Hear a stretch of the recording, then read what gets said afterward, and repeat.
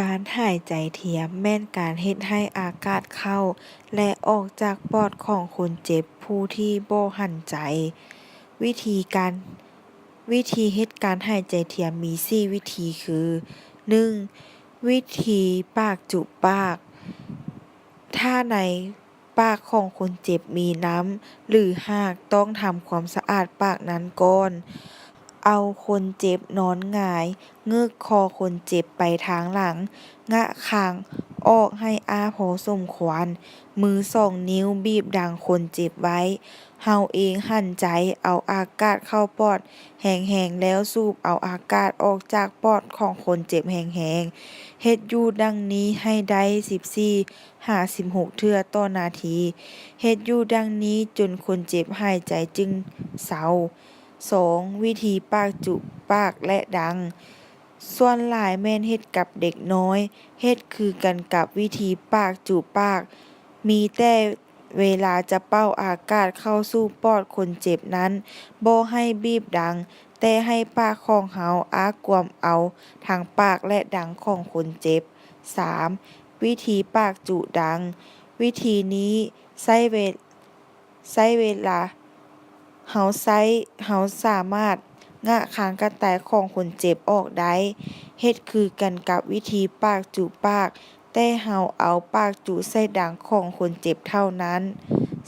4. วิธีกดสันหลัง 1. เอาคนเจ็บนอนคว่ำเอาหัวของคนเจ็บเต็งใส่มือทั้งสองเบื้องปิ้นหน้าไปทางข้าง 2. ผู้ที่จะให้การช่วยเหลือนั่งคุเข่าอยู่ถึงหัวของคนเจ็บ 3. วางมือทั้งสองของเฮาใส่หลังของคนเจ็บแล้วเน้นลงแรงๆประมาณ10-12กิโลกรัมสำหรับผู้ใหญ่4-5กิโลกรัมสำหรับเด็กน้อย